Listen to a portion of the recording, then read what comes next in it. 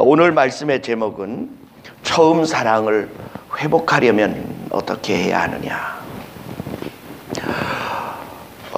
사도 요한에게 나타나신 예수님이 해처럼 밝은 얼굴로 교회의 비밀을 말씀하기 시작하셨습니다. 너는 이것을 써서 7 교회에 보내고 그들로 하여금 성령이 말하시는 뜻을 깨달아 알게 해라, 이렇게 명령하셨는데 그 첫 번째 교회가 에베소 교회였습니다. 에베소 교회는 사도 바울이 마게도냐 지방으로 가서 복음을 전할 때 세운 교회인데요. 에베소에는 아르테미스 신전이 있습니다. 아데미 신전. 이게 여신인데요. 그 아데미 신전의 모양을 이렇게 은감실로 만들어서 아주 이익을 크게 보던 사람들이 있던 도시입니다. 지금도 그 에베소에 가면 그 아데미 신전이 있는데 세계 7대 불가사의 건물 중에 하나가 그 아데미 신전입니다. 이렇게 그 대리석을 이렇게 둥글게 깎아가지고 높이가 7, 8m나 되는 높이를 이렇게 척척 쌓아 올렸어요. 그리고 그 위에다가 고린도식으로 양식을 만들어서 지붕을 얹었는데 도대체 그 옛날에 어떻게 저런 건물을 지을 수 있었을까? 지금도 많은 사람들이 그 공법을 알 수가 없어서 신비한 건물로 분류해 놓았습니다. 근데 그 에베소의 그 아르테미스 신전이 여신의 아름다움을 찬양하고 그 여신에게 복을 비는 장소로 만들었지만 실제로 그 아데미 신전의 그 예배 형식은요, 음란한 것이었어요. 그래서 그 에베소는 음란과 방탕과 타락의 도시라고 말합니다. 돈과 권력과 음란이 판을 치는 도시였어요. 근데 그곳에서 복음을 증거해서 교회를 세워놓았는데 이 교회 안에 거짓 선지자들이 많이 들어왔습니다. 에베소 교회는 모범적인 교회입니다. 열심이 있고 끈기가 있고 인내가 있고 수고가 있고 그리고 교회가 해야 할 필요들을 거의 다 채우고 있을 만큼 넉넉한 교회요. 성도들도 작지 않게 여럿이었던 교회였습니다. 근데 문제가 하나 있었는데 그게 뭐냐 하면 너희의 처음 사랑을 버렸다라고 말하는데 그 처음 사랑을 잃어버리게 된 이유가 뭐냐 하면 거짓 선지자들이 교회 안에 들어와서 니골라 당의 가르침을 성도들에게 퍼뜨려 놓았기 때문입니다. 이 니골라 당의 교훈이 뭐였느냐 이렇게 질문한다면 에베소가 음란의 도시였는데 세상적인 음란을 기독교적인 합법적 수단으로 교회 안에 끌어들이려고 하는 세상과 타협한 잘못된 이론을 가지고 있는 자들이었어요. 지금도 이 사람들의 후예들이 한국 교회를 어지럽히고 있는데 어떤 사람들이냐 하면 이런 사람들입니다. 예수 그리스도가 우리를 위하여 모든 죄를 용서하시기 위하여 십자가에 달려 죽으셨다. 그러므로 우리의 죄는 과거, 현재, 미래의 모든 죄가 다 용서되어 버렸기 때문에 이제부터는 우리가 무슨 죄를 짓던 지옥에 가지는 않는다. 그리고 그 육체로 짓는 죄가 우리의 영혼에까지 미칠 수는 없다고 하는 이 영지주의, 그노시스주의의 사고방식을 이끌어들이고 교회의 예수 그리스도의 십자가의 보혈로 대속했다는 사건을 섰고 그리고 예수 그리스도의 대속이 완벽하기 때문에 우리는 용서받은 자이기 때문에 그 다음에 무슨 죄를 지어도 그 죄에 대하여 소출을 당하지 않는다, 이런 사고방식을 가지고 있습니다. 그래서 어떻게 했느냐, 세상 사람들이 추구하는 그 음란과 방탕의 행위를 교회 안에서 합법적으로 용서가 됐으니 그 죄는 더 이상 죄가 아니다, 그러니 마음껏 즐기고 누리라고 말하는 거짓 선지자들이 교회 안에 있었어요. 그래서 에베소 교회는요, 깨어 있어서 그들이 거짓된 것과 불의한 것과 악한 것들에 대하여 그들을 증명하여 교회 밖으로 내어 쫓았습니다. 근데 이기기는 했는데 남은 후유증이 있었어요. 그게 뭐냐 하면, 저 사람은 아직도 그 교훈을 속으로 지키고 있지는 않을까, 서로 의심의 눈으로 쳐다보면서 정말로 성도가 서로 뜨겁게 사랑해야 할 교회의 본질인 사랑을 잃어버리기 시작했어요. 옆에 사람을 한번 쳐다보세요. 혹시 너 이단 사상 가지고 있지 않냐? 이러면요, 사랑하기 참 힘들어요.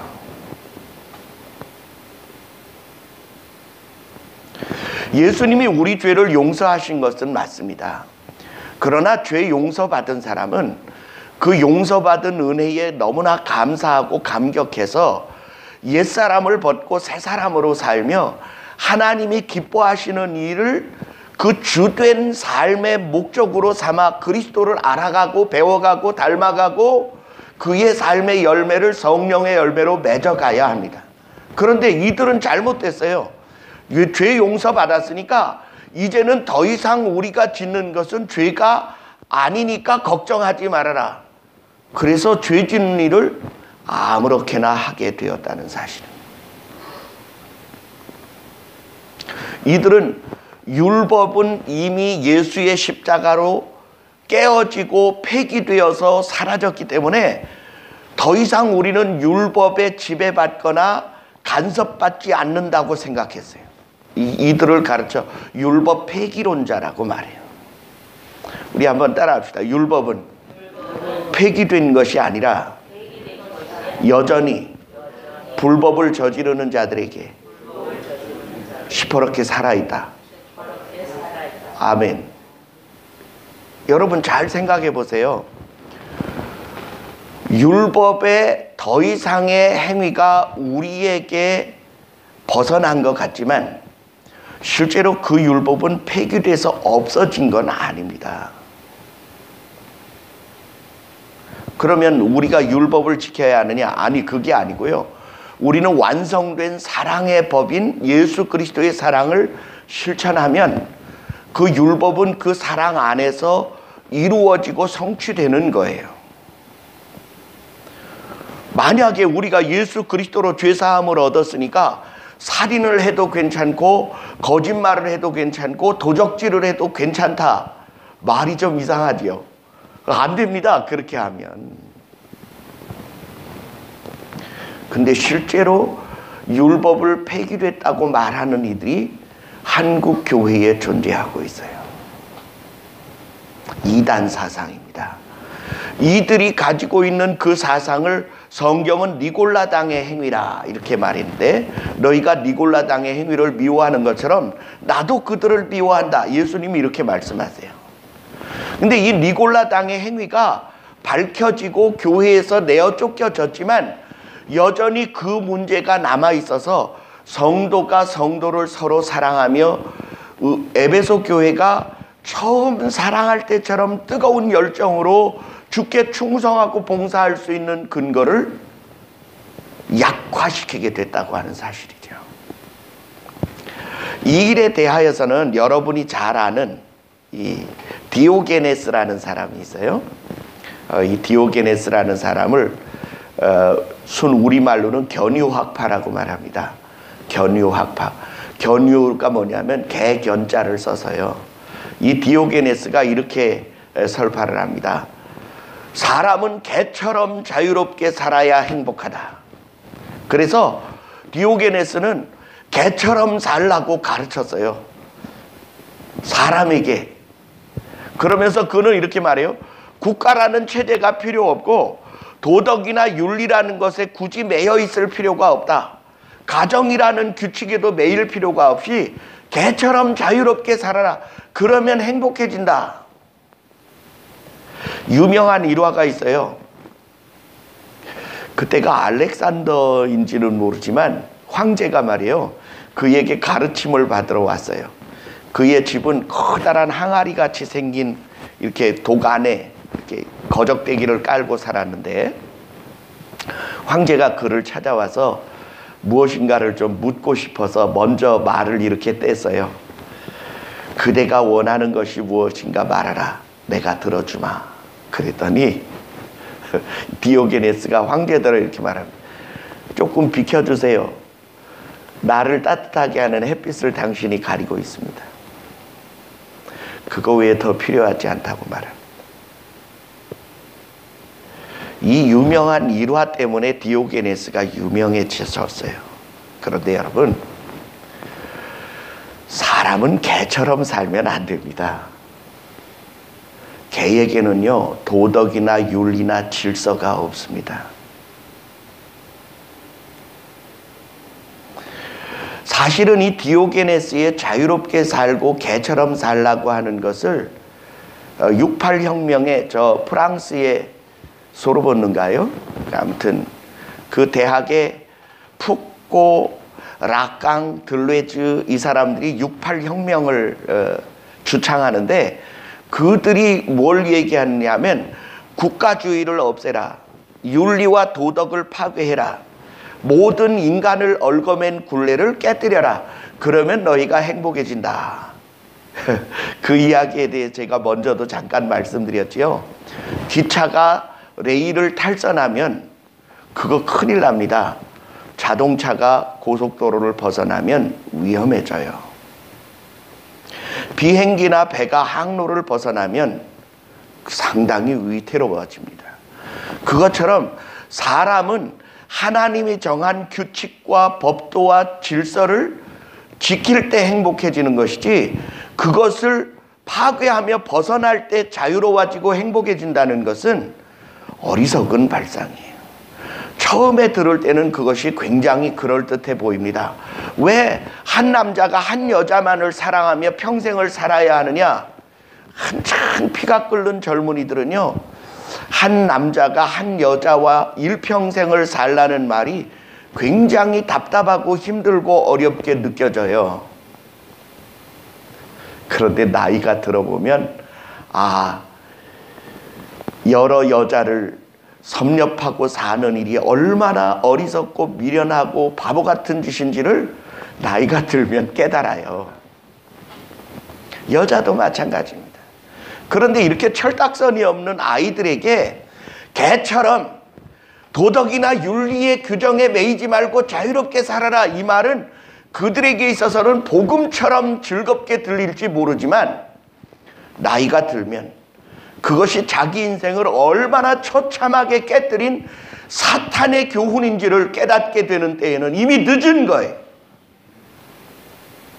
그런데 그러한 그 68혁명의 그 자유로움을 선포한 그것이 인권이라고 표현하지만, 지금 그 인권 선언이라고 하는 그 선언으로 인한 성의 해방과 그리고 성평등과 그리고 차별 금지라고 하는 내용들을 국가적인 시책으로 헌법에 넣고 싶어하는 여전히 철없는 철딱서니들이 있습니다. 왜냐하면 그 철없는 이들의 표를 얻기 위해서 장래가 불투명하고 정말로 흉측한 결과를 끌어올 수 있는 불합리한 내용들을 합법적인 것인 양 이야기하여 수많은 영혼들을 파괴하고 표를 끌어모아 권력을 잡아보겠다고 하는 이 어리석은 사람들이 대한민국에 엄연히 거대한 집단으로 존재하고 있다고 하는 사실입니다. 근데 여러분, 그것이 세상의 일이었다면 괜찮아요.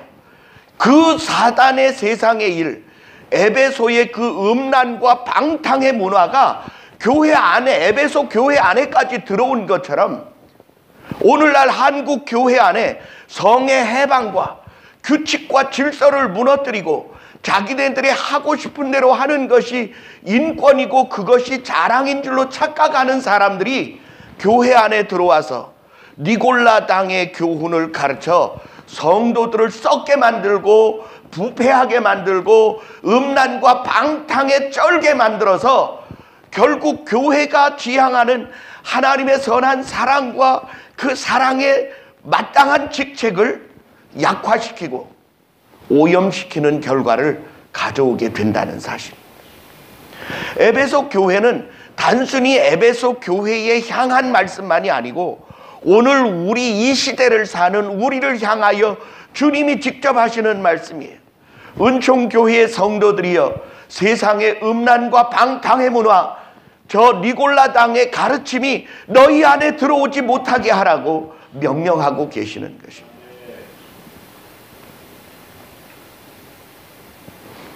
예화가 있어요.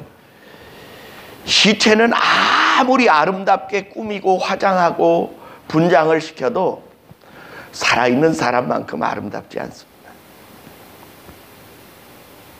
교회가 아무리 크고 숫자가 많고 대단한 일을 해도 예수 그리스도의 사랑의 본질을 잃어버리면 그 교회는 이단의 교회가 되어지고 죽은 교회가 되어지고 주님은 그 교회를 촛대를 옮겨버리시겠다고 말씀하십니다. 오늘날 주님이 떠난 교회가 많이 존재합니다. 주님이 떠나버리신 교회. 너희가 처음 사랑과 행위를 회복하지 않으면 내가 내 촛대를 너희에게서 옮기리라. 이 말씀은 주님이 7 촛대 사이에 운행하시며 각 교회를 간검하시고 그들의 있어야 할 필요들을 채우시고 갚으시는 감찰자 되시는데 그분이 자기의 이 권한에게서 내어 던지시겠다는 거예요. 무엇 때문에요? 주님이 하나님이 사랑이심을 그 아들 예수 그리스도가 오셔서 증명해 주셨어요. 죽도록 충성하여 하나님의 뜻을 실행하는 것이 무엇인지를 교회에게 가르쳐 주었어요. 교회는 그 하나님의 사랑을 실행하는 것을 인생 최고의 목표이고 세상을 향한 하나님의 선하신 뜻이 최선의 뜻이라는 사실을 세상에 선포하지 않는다면 그 교회 죽은 교회입니다. 그 주님 말씀하세요. 너희의 부지런함과 인내와 그 수고로움과 그 많은 선한 일들이 아무리 많아도 내가 너희를 책망할 것이 있으니 사랑을 잃어버렸다.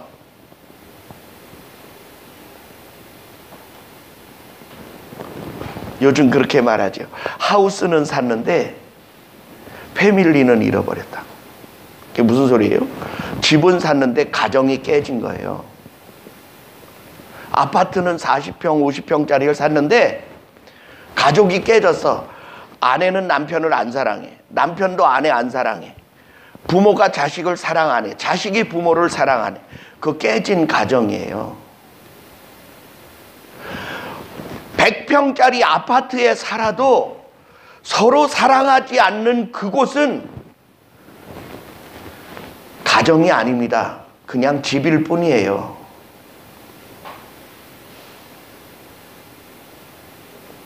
교회가 아무리 크고 아무리 멋있고 훌륭해 보여도 예수 그리스도의 사랑의 박동소리가 떠나고 그분의 따뜻한 심정이 서로에게 흐르지 않는다면 그건 살아있는 교회 아닙니다. 이미 죽은 교회예요. 주님이 그걸 말씀하십니다. 너 죽게 된 거 그거 다시 회복해라. 처음 사랑 그거 회복하지 않으면 내가 너희를 나의 관리권에서 내어 던지시겠다는 거예요. 내 촛대를 옮기겠다. 너희 더 이상 너희가 나의 교회라고 말할 수 있는 근거를 내가 빼버리겠다는 거예요. 오늘 그런 교회 많잖아요. 돈이 우선인 교회, 명예가 우선인 교회, 재미가 더 우선인 교회, 세상적 즐거움과 친목이 하나님의 사랑보다 더 우선되어진 교회.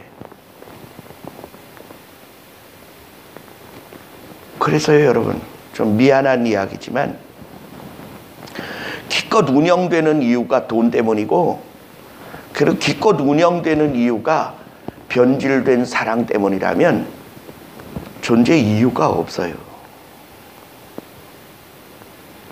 그래서 여러분, 주님은 우리에게 이렇게 표현하십니다. 너희 처음 사랑을 회복해라. 너희 가운데 있었던 그 악행들로 인하여 너희 마음이 차가워졌다면 다시 사랑하는 일에 최선을 다해라. 그러면 내가 내 낙원에 있는 생명나무의 실과를 너희에게 주어 먹게 하리라. 여러분, 우리 하늘나라 생명나무 실과를 먹을 권한을 뺏기지 마셔야 돼요. 우리는요, 그동안 자유민주주의라는 체제 안에서 하나님이 베풀어 주신 놀라운 자유의 은혜를 먹었어요. 그랬는데 마치 만나를 너무나 오래 먹다 보니까 이 박한 식물이라고 폄하하던 이스라엘 백성들처럼 이제 자유가 너무나 취한 나머지 이제 자유민주주의를 빼버리고 인민민주주의, 진보적 민주주의, 민중민주주의, 포괄적 민주주의, 이 말도 안 되는 가짜들을 한번 시도적으로 이 나라에 적용해 보겠다는 정신 나간 국회의원들이요, 지금 이 나라를 사회주의, 공산주의로 되돌려 버리려고 노력하고 있어요. 그 말이 무슨 뜻인지 압니까? 대한민국은요, 자유라는 단어를 얻기 위해서 127만 명이 피 흘려 죽었어요. 그런데 그 127만 명의 피 흘려 죽은 사건을 그야말로 개죽음으로 돌리는 일이 뭐냐? 자유를 빼는 거예요. 제가 여러분의 자유를 사고 싶습니다. 얼마 드리면 될까요? 그냥 껌 한 통 사드리면 당신의 자유를 내가 살 수 있을까요? 아니면 사탕 몇 봉지 사드리고, 아니면 케이크 한 조각 던져주면 여러분 자유를 제가 살 수 있을까요? 근데 지금 이 정부가 그 짓을 하고 있어요. 고속도로 통행비 면제, 무료 급식, 무료 교육, 그리고 무슨 연금 주고 뭐 주고 그러면서 백성들의 마음을 도적질하는데, 뭘 도적질하려느냐? 국민이 가지고 있는 자유를 도적질하려고요. 이것은요, 사탄이 하는 행위가 과거나 현재나 앞으로도 똑같습니다. 어떻게 해요? 하나님 같아질 것이라고 하는 거짓말로 하와에게 선악과를 따먹게 하고 그의 자유를 자기가 빼앗은 것처럼, 공산주의자들은 언제나 거짓말로, 가머니설로 백성들의 자유를 빼앗아서 탄압하고 압제하게 되어집니다. 그 사탄의 방식이요, 마귀의 방식과 똑같아요. 그 방식은 변하지 않습니다. 심지어 언제 한번 저를 찾아온 이렇게 도와달라고 하는 사람이 왔는데, 그 사람을 만난 지가 한 5년쯤 돼요. 그런데 한 몇 년 지난 후에 우리 교회를 찾아와서, 목사님 좀 도와주세요. 제가요, 지갑을 잃어버려가지고 고향에 내려갈 돈이 없어요. 그러길래 제가, 야, 레파토리 좀 바꿔라. 그거 지금 몇 년 전에 너 가지고 다니며 나에게 했던 얘기 지금 와서 또 하냐? 정신 차리고 똑바로 살아.